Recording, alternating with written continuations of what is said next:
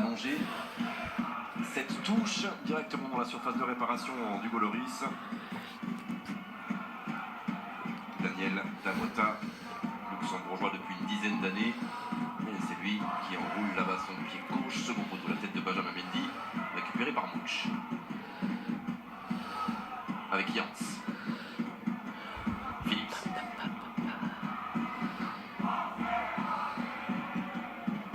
Alors dans son rôle le même dans lequel il évolue avec le FC Metz, Philips, sous les ordres de Philippe Berger, au milieu de terrain. À Metz, c'est avec Oudou Kouré ou Mandjek. Lorsqu'il joue, ce soir c'est avec Gerson. Et restez concentrés, ne pas laisser le ballon luxembourgeois, ce que les Français font depuis 2-3 minutes. Ouais, parce que ça ne les a pas arrêtés là, les Luxembourgeois, le fait que la France ait marqué ce deuxième but, on sent qu'ils ont envie de recoller, de rester dans ce match-là. Il y a de la solidarité. Et c'est dégagé sur les 5,50 m par Sidibé, mais ça va encore une fois revenir. Alors qui le sort ce ballon? Enfin avec Antoine Griezmann. Y a-t-il possibilité peut-être d'une contre-attaque avec l'accélération d'Ousmane Dembélé là-bas côté droit? Il aura Payet sur sa droite avec Griezmann. Et ça continue pour Dembélé. Ouais, pas d'avantage. Si l'a laissé, ça peut profiter avec ce centre de Mendy. Il y aura Payet au second poteau, alors que Dembélé est resté au sol. J'espère qu'il ne s'est pas blessé là, Ousmane Dembélé, parce qu'il y a eu un choc assez important. Oh, elle est belle! Oh, elle est belle! La frappe de Blaise Matuidi! Ouais, cette frappe en demi-volée. On va terminer pour les Bleus. Dimitri Payet, le passement de jambes. Non, c'est trop long. Là, c'est terminé. Alors, il s'est passé beaucoup de choses. Alors, on revoit l'action française avec la frappe en demi-volée là, de Blaise Matuidi qui touche ce poteau.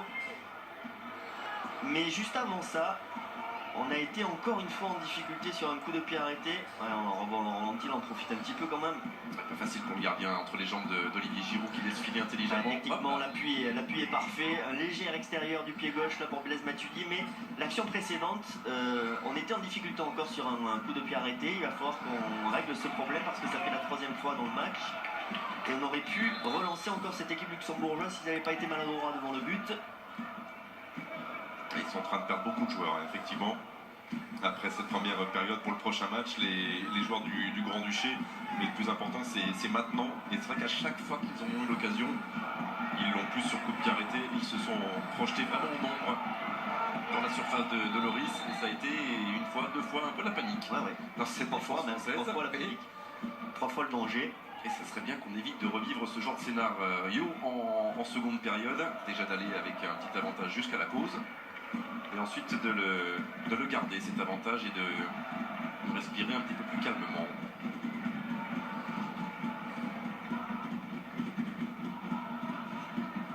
Toujours 2 en tout cas pour les Bleus, les buteurs Griezmann et Olivier Giroud.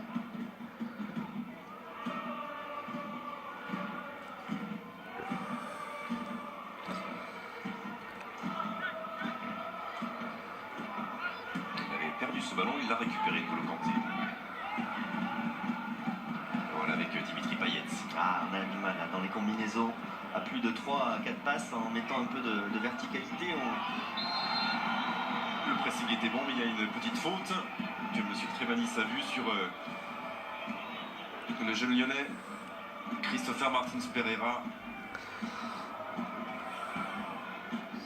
d'origine capverdienne. Il aurait pu choisir la sélection du Cap-Vert, il a préféré opter pour le Luxembourg. Ça se joue pas à grand chose.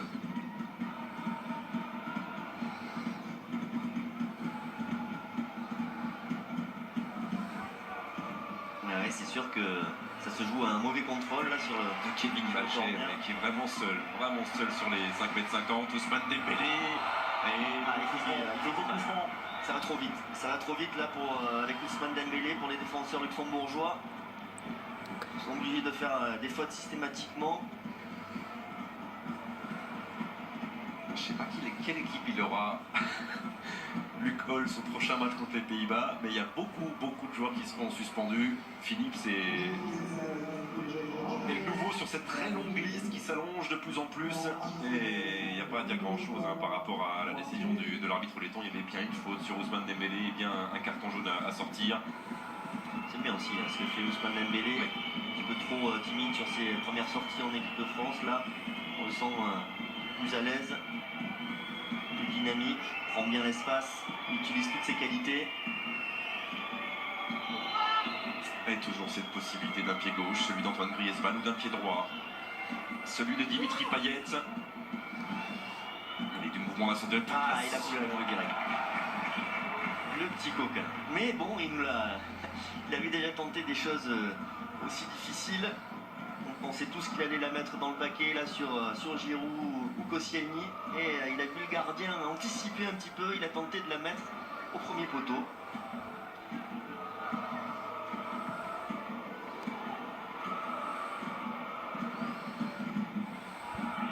C'était le 8e tir français de cette première période.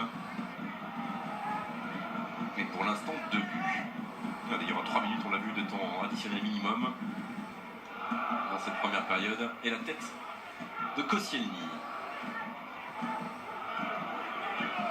Mouch avec Jans. Et la présence de Samuel Umtiti dans le dos de Benzi. 2 fois.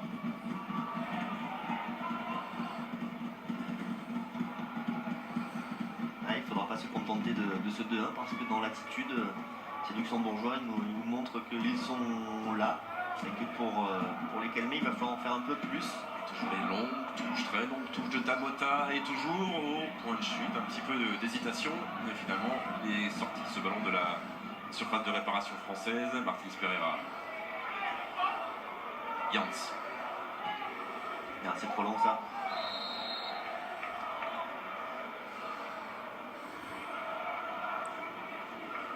Trop long pour Mario Mouch. Surnommé comme souvent lorsqu'on est footballeur au 20e, fin du 20e siècle, au 21e siècle, quand on s'appelle Mario, Super Mario, évidemment, par tous les fans du football luxembourgeois et de leur capitaine Mario Mouch.